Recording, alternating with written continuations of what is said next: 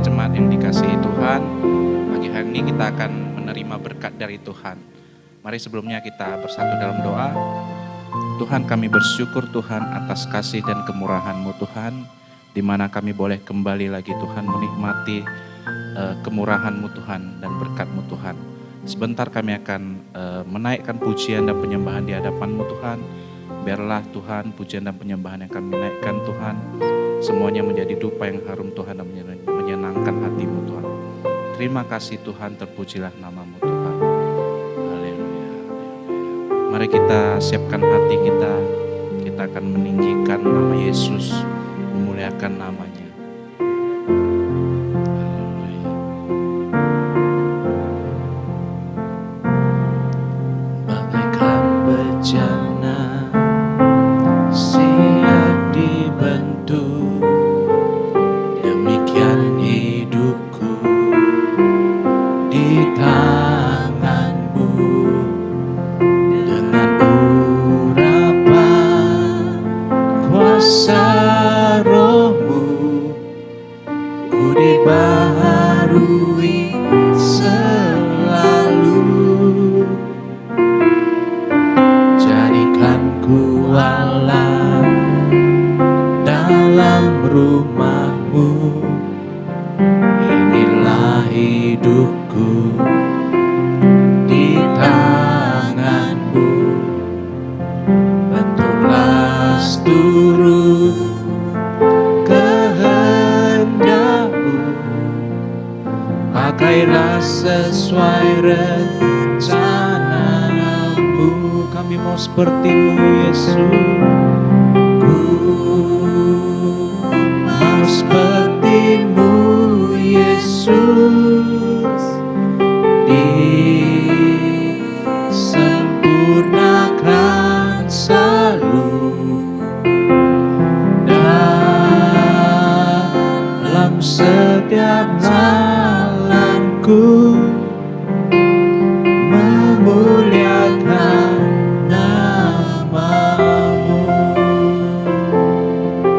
Haleluya.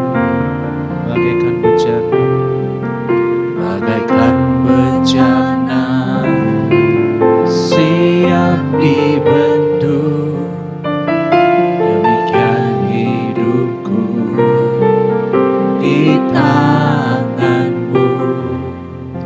Dengan urapan kuasa Roh-Mu, ku dibaharui selalu. Jadikan ku Allah dalam rumah-Mu, inilah hidupku di tangan-Mu. Bentuklah seluruh kehendak-Mu, pakailah sesuai rencana-Mu. Kami mau seperti-Mu, ku mau seperti-Mu Yesus, disempurnakan selalu dalam setiap jalanku, memuliakan nama. Kami mau seperti-Mu, ku mau seperti-Mu Yesus, disempurnakan selalu dalam setiap jalanku, memuliakan nama, memuliakan nama, memuliakan nama-Mu, memuliakan nama-Mu. Kami bersyukur Tuhan, Sebab dalam seluruh hidup kami rindu memuliakan Engkau ya Allah. Terima kasih Bapa, kami telah memuji memuliakan Engkau. Dan saatnya Tuhan kami mempersiapkan hati dan pikiran kami untuk menerima kebenaran firman-Mu. Kami percaya bahwa firman-Mu akan menuntun kami sepanjang hari ini, bahkan sepanjang tahun ini seumur hidup kami. Engkau Allah yang memberikan tuntunan yang sempurna bagi kami. Terima kasih Tuhan, di dalam nama Tuhan Yesus yang hidup kami siap mendengarkan firman-Mu. Mari Bapak Ibu yang dikasih Tuhan yang siap mendengarkan firman Tuhan bersama dengan saya mengatakan amin, amin, amin. Bapak Ibu yang dikasih oleh Tuhan, pada pagi hari ini kita akan melihat dalam kebenaran firman Tuhan, Ibrani 10 ayat yang ke-36. Demikian firman Tuhan, sebab kamu memerlukan ketekunan, supaya sesudah kamu melakukan kehendak Allah, kamu memperoleh apa yang dijanjikan itu. Bapak Ibu jemaat yang dikasih oleh Tuhan, pagi ini saya rindu membahas satu kata yang penting di dalam Ibrani, dikatakan kata itu adalah ketekunan. Kenapa ketekunan sangat penting? Karena Bapak Ibu yang dikasih oleh Tuhan, salah satu kunci kesuksesan adalah ketekunan. Kita melihat banyak orang yang berhasil dalam hidupnya, baik meraih karir mereka, usaha mereka, bahkan dalam hal kerohanian, dalam pelayanan dan sebagainya. Kata yang esensi yang paling penting yang kita miliki saat kita menjalani kehidupan ini, supaya kita semakin maksimal bagi Tuhan, adalah ketekunan. Dalam Kamus Besar Bahasa Indonesia, arti kata ketekunan adalah perihal tekun. Dan juga ketekunan diartikan sebagai kekerasan dan kesungguhan dalam bekerja. Jadi tekun dan ketekunan merupakan sebuah sikap, sebuah kemauan bagi seseorang untuk sungguh-sungguh dalam melakukan pekerjaan yang dipercayakan di dalam hidupnya. Dalam mengikuti sebuah pertandingan yang sedang dia jalani. Bapak Ibu yang dikasihi oleh Tuhan, di dalam ketekunan terkandung kata kegigihan dan kekuatan tekad. Jadi ketekunan bicara soal juga kegigihan kita. Juga bicara soal tekad yang kita miliki. Untuk kita bisa menyelesaikan sebuah pertandingan yang sedang kita hadapi atau visi yang ingin kita capai. Jadi kegigihan, kekuatan dan tekad merupakan hal-hal yang bisa membuat seseorang meraih visi dan apa yang mereka impikan. Penting sekali ketekunan, karena ketekunan akan membuat kita menjalani kehidupan yang maksimal dan menjadi berkat bagi banyak orang. Bapak Ibu yang dikasihi oleh Tuhan, apa yang harus kita lakukan agar kita mendapatkan ketekunan dalam hidup kita? Atau apa yang kita harus lakukan supaya kita memiliki ketekunan semasa kita hidup di dalam dunia ini? Yang pertama, saya menemukan dalam hidup kita harus bersyukur yang pertama atas hari ini. Sering sekali orang tidak bisa tekun karena dia tidak menjalani kehidupannya dengan ucapan syukur. Jangan pernah mengeluh karena kelemahan Anda. Jalani setiap hari dengan ucapan syukur. Orang yang hidup dengan ucapan syukur akan selalu melihat keajaiban Allah terjadi atas kehidupannya. Menarik sekali Bapak Ibu yang dikasihi oleh Tuhan. Salah seorang terjenius di dunia, Albert Einstein, pernah berkata seperti ini. Hanya ada dua cara untuk menjalani hidup Anda. Hanya ada dua cara untuk menjalani hidup Anda. Yang pertama dia katakan, seolah-olah tidak ada keajaiban.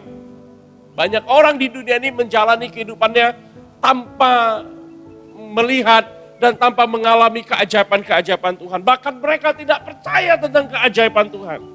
Tapi Albert Einstein melanjutkan, yang kedua adalah seolah-olah semuanya adalah keajaiban. Pernahkah kita merenungkan bahwa setiap hari hidup kita merupakan sebuah keajaiban yang sedang Tuhan kerjakan bagi kita. Bapak Ibu, jika hidup kita penuh dengan ucapan syukur, maka saya yakin kita akan menjalani hari-hari ini penuh dengan ketekunan. Yang kedua, apa yang harus kita lakukan agar kita hidup di dalam ketekunan? Sudah pasti kita harus pergunakan waktu yang ada untuk belajar. Banyak orang ingin berhasil, banyak orang ingin mencapai next level dalam kehidupannya, dalam bisnisnya. Banyak orang ingin diberkati Tuhan untuk menjadi hidup yang berkelimpahan, mungkin menjadi pemimpin dalam kehidupannya. Tapi mereka tidak mau mempergunakan waktu yang mereka miliki untuk belajar.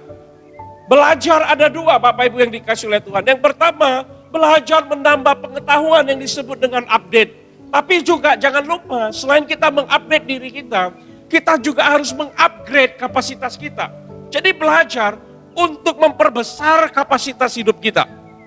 Dengan belajar, kita akan mampu meningkatkan kemampuan kita, kapasitas hidup kita. Bahkan kita dapat belajar dari banyak hal, termasuk kegagalan. Bukankah pepatah mengatakan pengalaman adalah guru yang terbaik? Tapi saya ingin katakan, pengalaman tidak akan pernah menjadi guru yang terbaik apabila pengalaman itu dijadikan pembelajaran dalam hidupnya.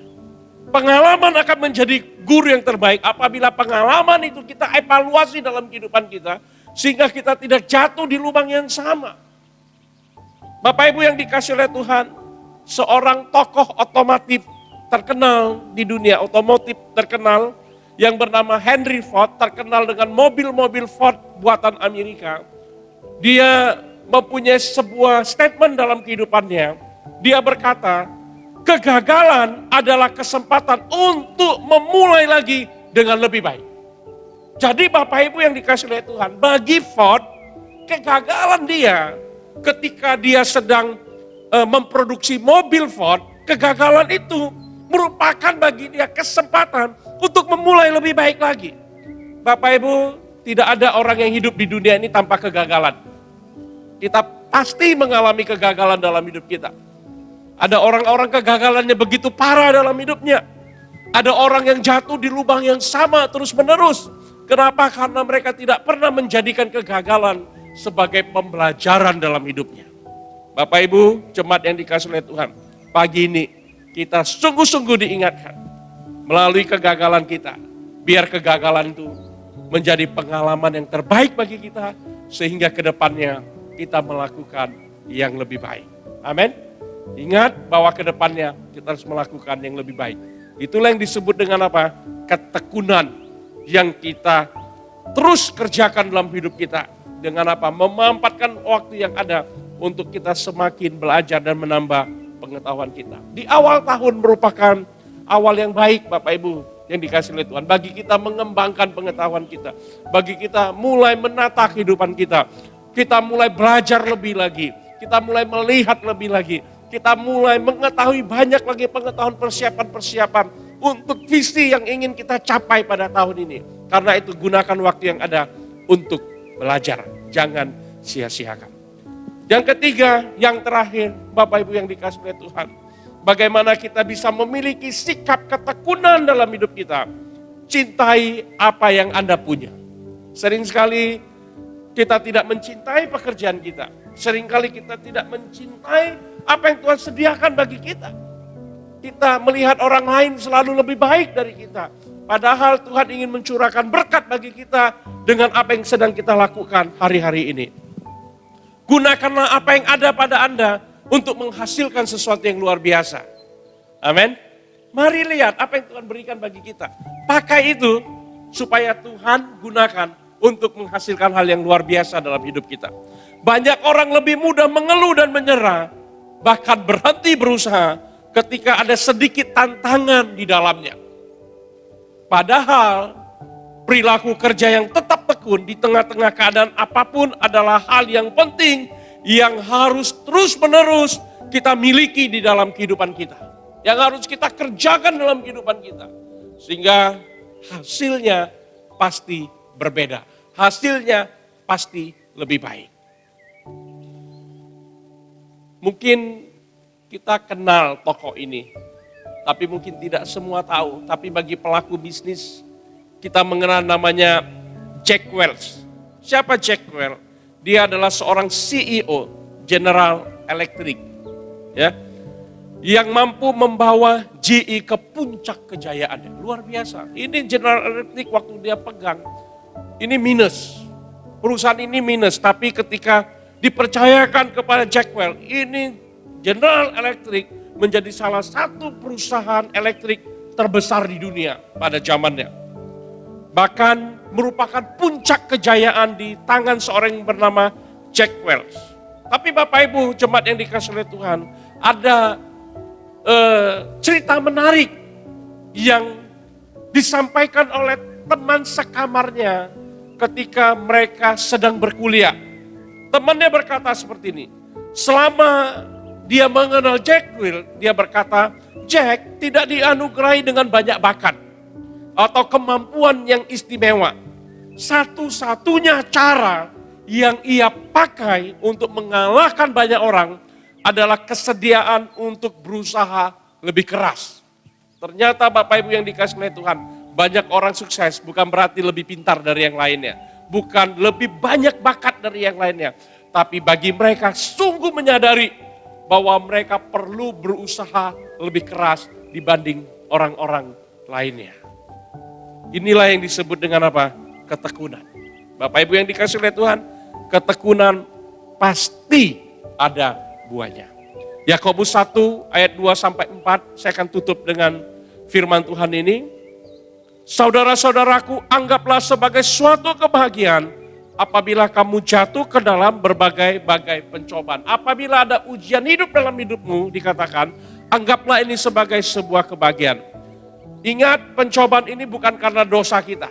Pencobaan ini bukan karena kesalahan kita. Tapi walaupun pencobaan yang kita alami, ujian yang kita alami, penderitaan yang kita alami, sakit yang kita alami, segala sesuatu yang membuat kita sulit, mungkin karena kesalahan kita, mungkin karena dosa kita. Sekalipun seperti itu, kita harus menanamkan dalam diri kita sebab kamu tahu bahwa ujian terhadap imanmu itu menghasilkan ketekunan. Bersyukur karena dengan ujian iman, harusnya kita lebih tekun di dalam iman. Kita harus lebih tekun di dalam Tuhan. Kita harus lebih tekun mencari firman Tuhan, mencari wajah Tuhan. Di ayat 4 dikatakan, dan biarkanlah ketekunan itu memperoleh buah yang matang, supaya kamu menjadi sempurna dan utuh dan tak kekurangan suatu apapun. Bapak Ibu yang dikasihi oleh Tuhan, usaha dan ketekunan akan menghasilkan buah yang manis. Jangan pernah menyerah. Kita adalah pemenang. Amin. Mari tanamkan itu dalam diri kita, miliki ketekunan. Maka apapun yang kau kerjakan hari-hari ini akan berbuah manis di dalam kehidupanmu, di dalam karirmu, di dalam kerohanianmu, di dalam rumah tanggamu. Tuhan Yesus memberkati kita semua. Haleluya, haleluya. Mari kita siapkan hati kita. Kita angkat pujian ini bersama-sama.